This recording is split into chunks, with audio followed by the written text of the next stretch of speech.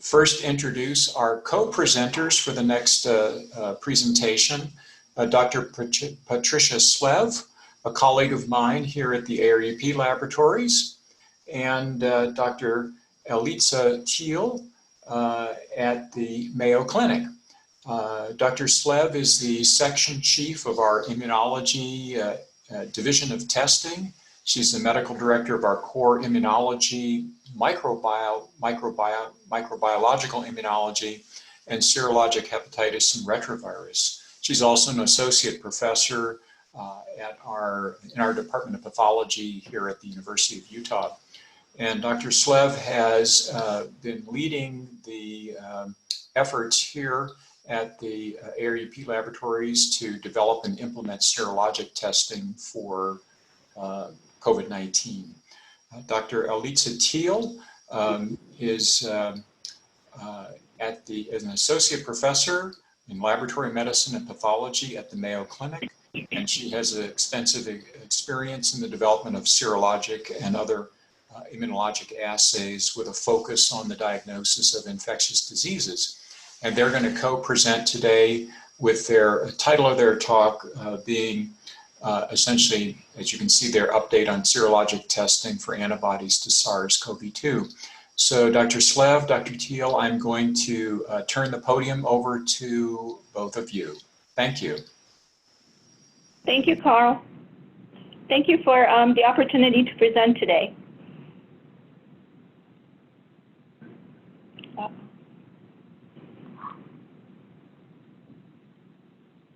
can't seem to be able to advance. Give it a shot.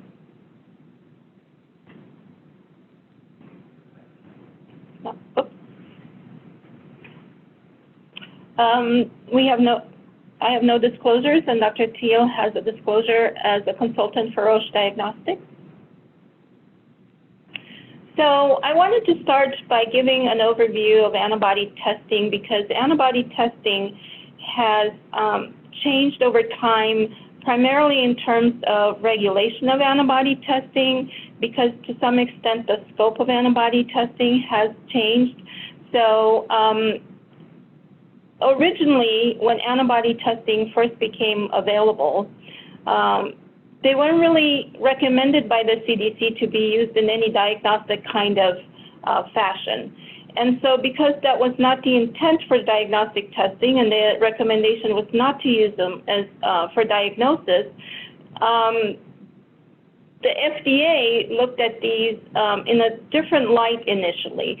So because they were primarily recommended for assessing seroprevalence of disease, possibly in different levels of the community, at the regional level and so forth, the FDA didn't necessarily institute templates and oversight that you typically see for diagnostic tests.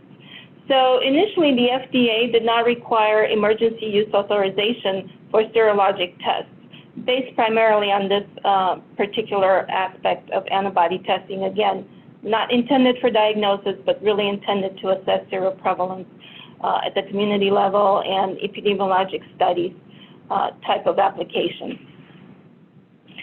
And it also limited antibody testing to CLIA-certified high-complexity labs. However, it reserved the right to revisit this policy as time moved on.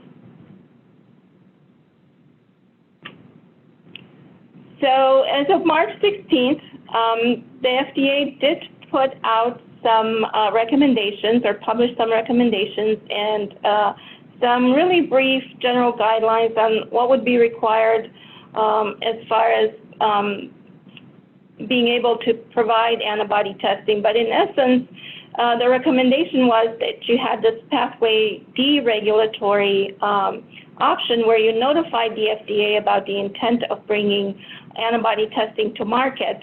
And even though they encouraged formal submission for emergency use authorization, that wasn't part of that initial intent.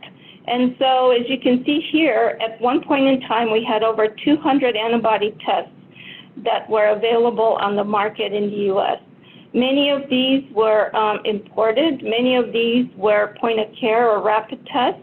and not necessarily lab-based assays. And you can see that this led to a lot of confusion on clinician side, physicians who wanted to offer antibody tests, particularly to individuals who were curious about their antibody status because maybe they experienced some type of illness that they perceived might have been COVID-19 in the last few months.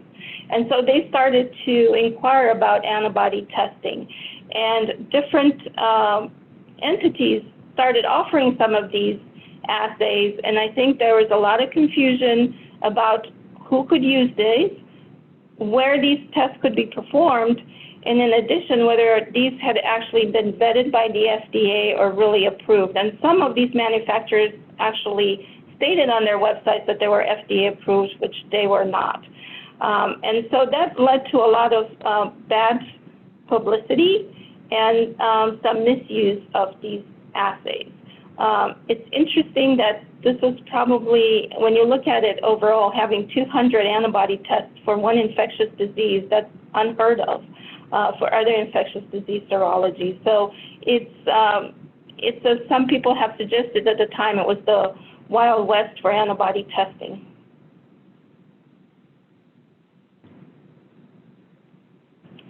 However, as time progressed, and because there was so much misuse and misinformation, and these assays weren't necessarily vetted, and the performance characteristics weren't necessarily verified by any laboratory or any oversight regulatory organization, there was a lot of pushback, and on May 4th, the FDA decided that they would take a new approach to antibody testing. And so on May 4th, they recommended that manufacturers not only notify the FDA about the intent of bringing antibody testing to the market, but within 10 days of that FDA notification, they actually had to provide data to the FDA in order to maintain or gain emergency use authorization designation. With that, the FDA also provided some specific performance threshold requirements for sensitivity and specificity. And there is a bit of a difference between whether it's a total antibody, IgG, or IgM antibody assay. In addition, the FDA also developed a template that now manufacturers could actually use to submit their data for emergency use authorization. And that was important because for some point of time, there were some manufacturers that wanted to submit data and gain the emergency use authorization designation, but didn't really know what the FDA was looking for in terms of what was acceptable to be able to get approval. And I do want to reiterate that emergency use authorization is not a full FDA review. So FDA review typically takes months for any particular test. So this is a unique situation. However, when we've had Zika and other infectious disease serology in which we had to develop diagnostic tests quickly, there is this emergency use authorization avenue that is employed by manufacturer. In addition, the FDA, in addition to having the template, they also said we also have this independent assay evaluation. It's called the umbrella route, and it's in collaboration with NIH and NCI to independently evaluate and objectively evaluate the data that manufacturers are actually submitting in hopes of getting the emergency use authorization designation. So where are we today? Currently, there are approximately 190 commercially available serologic tests for SARS-CoV-2. 15 of these have actually been approved with the emergency use authorization designation. So these have been granted by the FDA. However, there are many that are in the process of submitting data to the FDA so that they can be granted EUA. And equally importantly, there are at least over 30 manufacturers that did not receive or not granted EUA or did not submit within that 10-day timeline data to the FDA in order to be able to be granted emergency use authorization. And if you go to the FDA site and you go to serologic assays and emergency use authorization, it has a list of the assays that are currently approved. And by approved, I mean emergency use authorization. And it also has a list of performance characteristics for the 15 EUA assays. And in addition, it also has a list of the manufacturers and the assays for whom the FDA has notified that they can no longer distribute their assays. So those are some important resources when trying to determine whether this assay has been granted EUA. I think it's equally important, though, to remember that no antibody tests are approved for at-home collection or at-home or point-of-care testing. So even the rapid tests that are currently approved are for use in CLIA certified laboratories. And I think that's an important point as you see some of these community programs where you have drive-thrus where you're getting tested through rapid point-of-care tests. So there needs to be laboratory oversight even for point-of-care testing, not just for the assays that are actually performed in the laboratory per se, so even for rapid tests. Equally important, however, individuals are looking for quick answers, and many organizations want a quick answer in terms of antibody status. So many are looking to rapid tests and other collection methods for determining antibody status in individuals. And I think it's important to remember that many laboratories are now considering alternative, non-traditional methods of collection like dried blood spots. There are also some laboratories that have brought on dried blood spot testing, and there's at least one laboratory that is currently allowing for individuals to request antibody testing. It has to be vetted through the laboratory by a physician, but they can actually be tested. So it's essentially the individual can, with the help of this particular laboratory and a physician, get antibody testing for SARS-CoV-2. So what are the type of tests that are currently, or assays that are currently available? You can broadly divide them into three categories. Lateral flow assays, these are the point of care or rapid tests. Enzyme-linked immunosorbent assays, these are often in a 96-well plate format, but they can be automated by being placed on liquid handlers. And then you have our chemiluminescent immunoassays, which are available now on high throughput platforms, and these are available from a number of different manufacturers. The specimen type includes serum and plasma, as well as finger stick or venous whole blood. Again, that's for rapid tests or point of care, which are also referred to as lateral flow assays. There's also been a lot of evolution in the type of antibodies that are currently detected by antibody tests. Originally, the first few antibody tests that were approved were largely IgG, detected IgG primarily, but now you have a number of assays that detect IgG and IgM, total antibodies and IgA. IgA is not currently available. So how did the guidelines change from the perspective of what is approved from the assays we just recently reviewed? But there are also new guidelines from the CDC in antibody testing, and these were published on May 23rd, 2020, and my colleague will also go into some further details about this testing and some of the recommendations.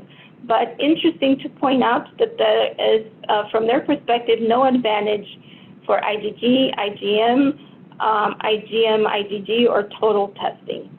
Again, testing for IgA is not currently recommended. In addition to having different antibodies that are being detected, these different isotypes, you also have antibodies that are formed in response to different antigens of the virus. So for some of these, the target is a spike protein. For some of these, it's the receptor binding domain, and for some of these, it's nucleocapsid. So you're detecting antibodies. Even if you have two assays that both detect IgG, they may be detecting IgG antibodies to different parts of the virus. This is a list of the current 15 assays that have received emergency use authorization. And you can see that you have a number of well-known manufacturers like Abbott, Diasorin, Ortho Clinical Diagnostics, Roche, and so forth. They are available in different formats. Some manufacturers offer both IgG and total, for example, available on the different types of sample types, including serum and plasma. But again, we have the ChemBio finger venous whole blood. That's a point-of-care test. And I think you might also be able to see there are also at least 2 laboratories that have also submitted data and received emergency use authorization. So laboratories are encouraged to submit data, but unlike manufacturers who must submit data for UA, it's not the same for the laboratories. The laboratories are encouraged to submit data, particularly if they have are running assays that they developed in the lab and not using the manufacturer assays that have already been approved per manufacturer direction. So a little bit about antibody kinetics. So what do we know? And we're still learning every day. Of course, the million-dollar question is, are these antibodies protective? And there will be a little bit more later in this presentation. But what we generally know about antibody response in SARS-CoV-2 is that they tend to develop fairly quickly post-symptom onset.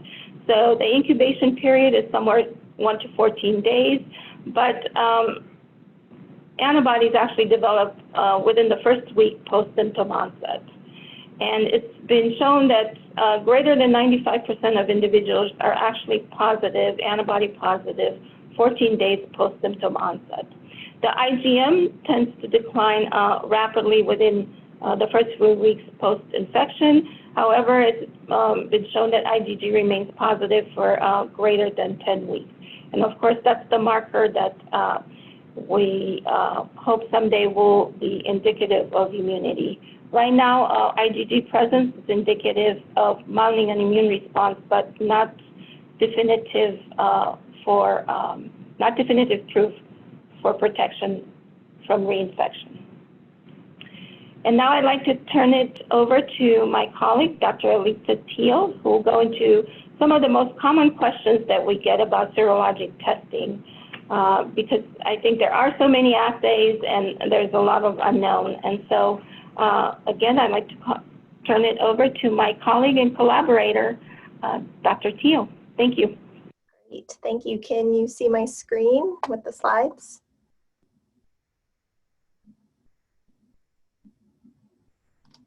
We'll go with yes. So for the next few slides, I thought I'd, oh, why can't I, there we go. So I thought I'd review, as Dr. Slev said, some of the common questions we get with respect to antibody testing for SARS-CoV-2. And one of the common questions we receive is, do COVID-19 antibody tests cross-react with antibodies against other coronaviruses?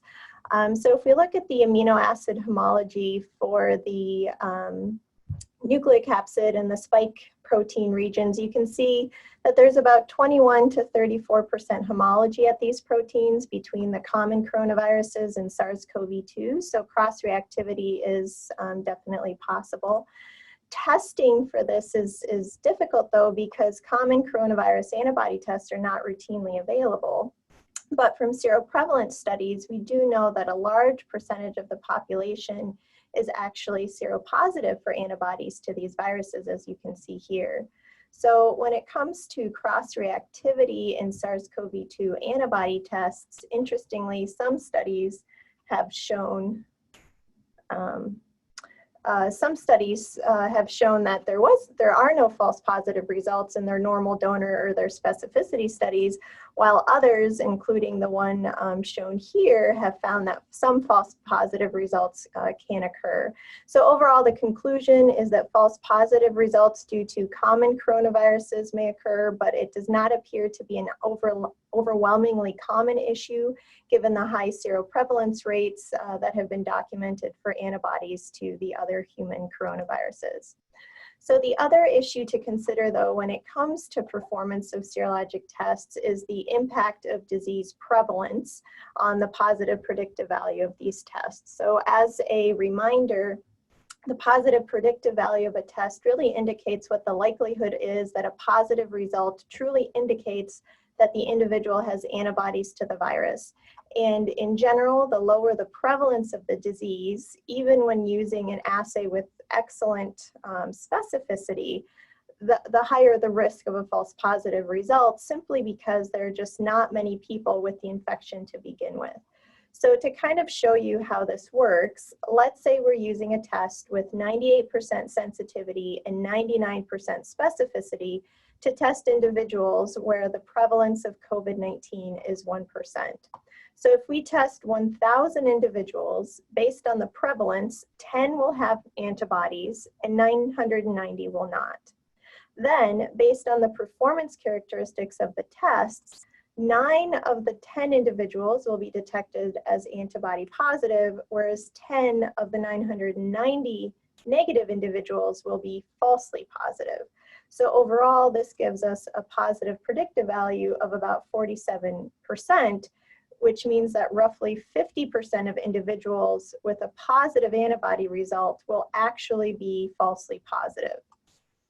On the other hand, if we use this exact same test in a region where prevalence is 5% and do the same math, you can see that our positive predictive value increases to 83%, largely because, again, more people are going to be truly positive to begin with. So given that most regions in the US are still likely to have fairly low prevalence of COVID-19, the CDC and others have suggested ways to maximize the positive predictive value of serologic testing.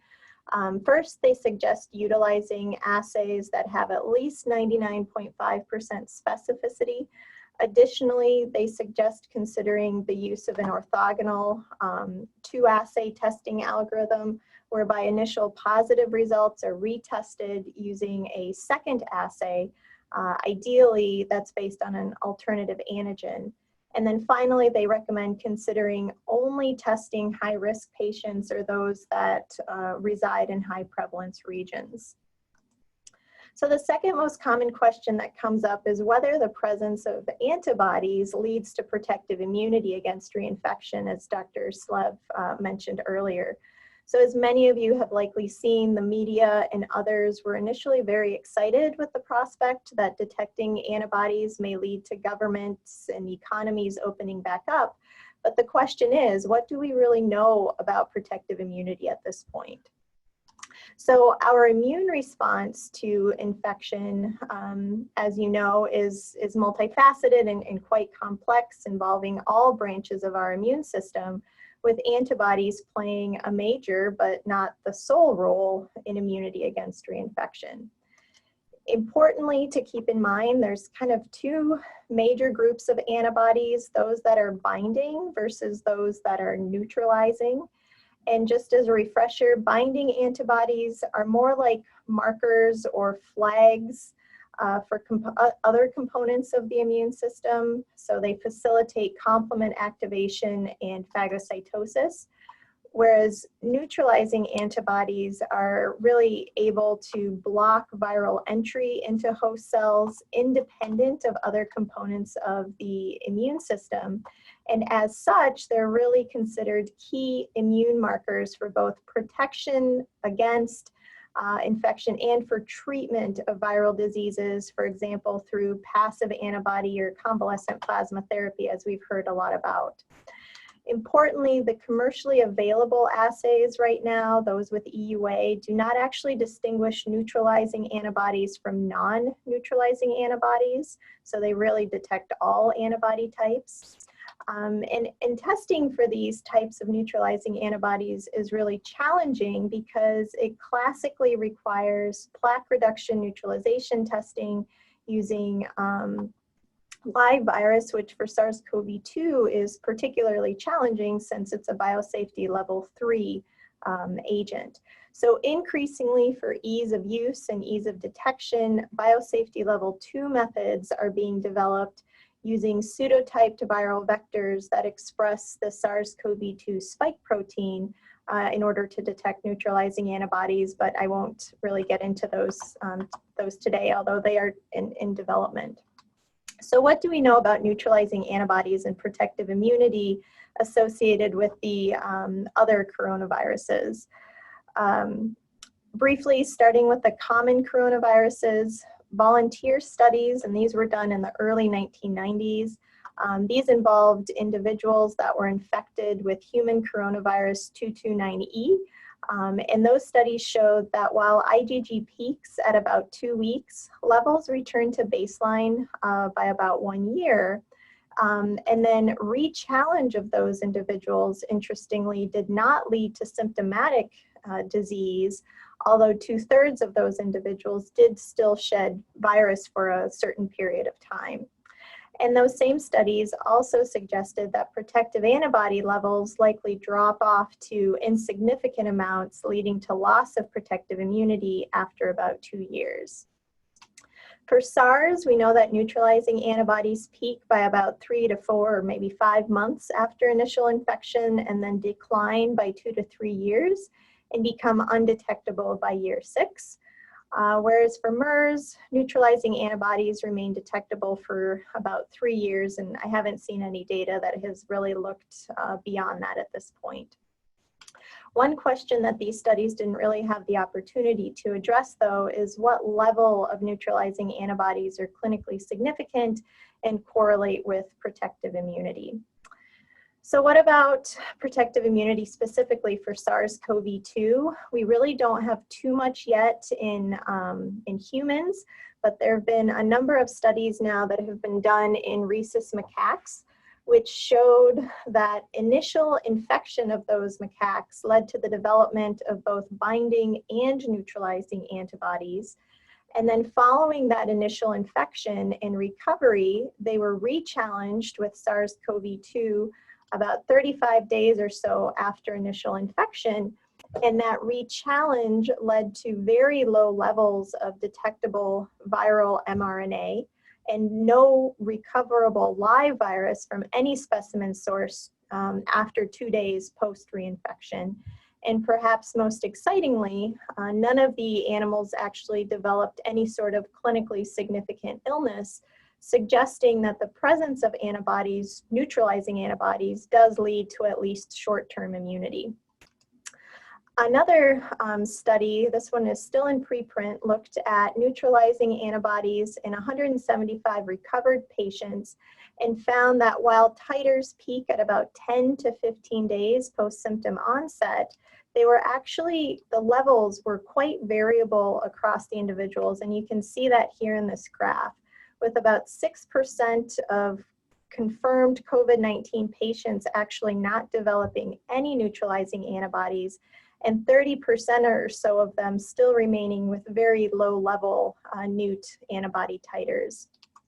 So the unknowns that really remain are what neutralizing antibody titer is clinically significant and potentially associated with protective immunity, and how long do those neutralizing antibodies last. And I think that these are questions that we should, or we will, hopefully have more answers to here in the coming months.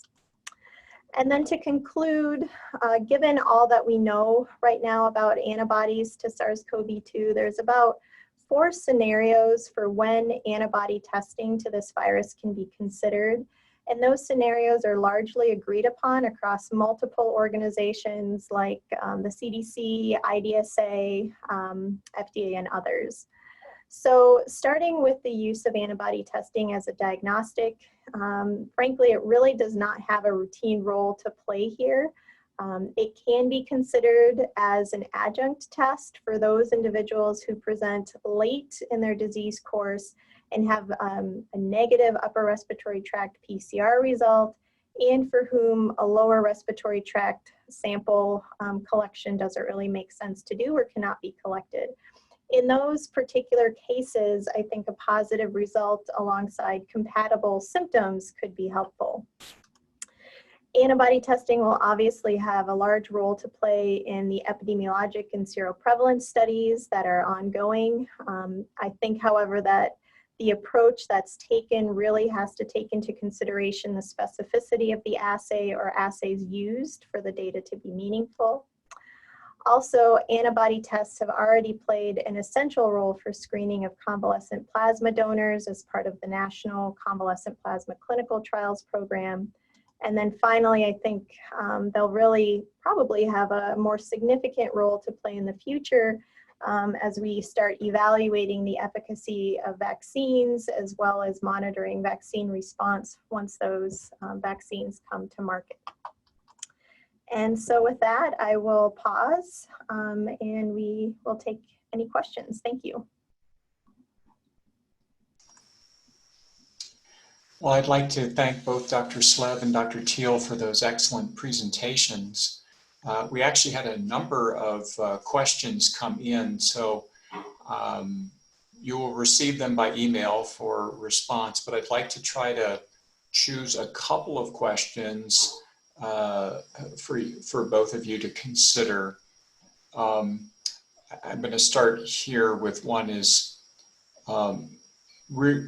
kind of focuses on the issue of the quality of the antigens used in the assays. And when you're trying to develop one of these, what type of assurances do you have that the quality of the antigens are actually at a level or a standard that you're used to working with, say, with more characterized serologic assays that have been able to be analyzed and vetted over many months or many years? You're all working under a very time limited kind of compressed time frame. So maybe that's the first question about assessing the quality of the antigens used in the assays.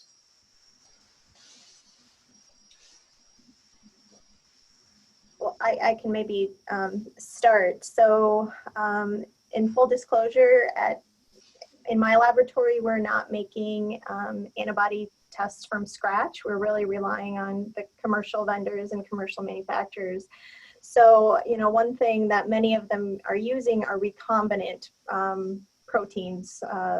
But I think it's important. I think early on there were some studies that showed it was really important what system those recombinant antigens are being made in, whether it's a eukaryotic or a prokaryotic system or organism, because they found that it was preferable to make these in eukaryotic cells so that the phosphorylation and the structure of the protein is retained as much as possible. So I think that's one thing to consider. And then the other thing to think about, you know, that there's been a lot of discussion on is which antigen is better. Is it a spike protein? Is it the nucleocapsid? What should we be relying on? In our evaluation of assays, I haven't seen a higher sensitivity of using a nucleocapsid-based assay versus a spike-based assay. And we've looked at, you know, over 10 different tests. I know originally there was some thought that nucleocapsid-based assays were sensitive earlier than spike-based protein antibody tests, but I personally have not seen that difference in our experience here. Dr. Slev, please. I agree with Dr. Theel. I don't think we've evaluated, so we have as well evaluated a number of assays, and I have not seen any differences either between antigens used. I think you are correct that it was a very compressed time frame, and I think part of the laboratory's ongoing responsibility is to make sure that these assays that we do bring online maintain the quality as we offer these tests. And that is another reason why having these performed in a CLIA certified laboratory is important, because you're not just verifying manufacturer characteristics when you bring these assays on, but you continue to evaluate these and make sure that the quality is maintained as you continue to offer assays, which is what a laboratory is tasked with doing for any assay that they offer. Great.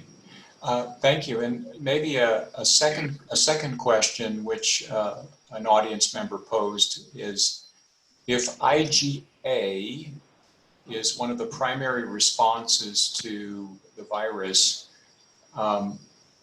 why do you think the Center for Disease Control is not recommending IgA detection as one of the, shall we say, targets?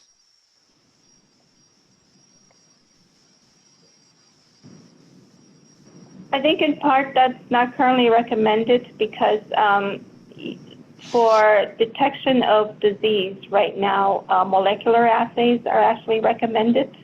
That's one aspect why IgA is not currently recommended. IgA is not available from a number of manufacturers. It's more limited. And I think that because it's offered by fewer manufacturers, there haven't been as many studies that show its specificity and sensitivity and so forth to be adequate or have compared that objectively. So again, manufacturers have the ability to present the data to the FDA to obtain the emergency use authorization. To my knowledge, there are very few manufacturers that are offering IgA, and perhaps they haven't gone through that process. Great. Okay. Well, Dr. Slev and Dr. Theel, I want to thank you both again, and I really appreciate how you coordinated your respective presentations. They were very synergistic and complementary. And thank you again for your time. I'm going to actually now turn and introduce our next speaker.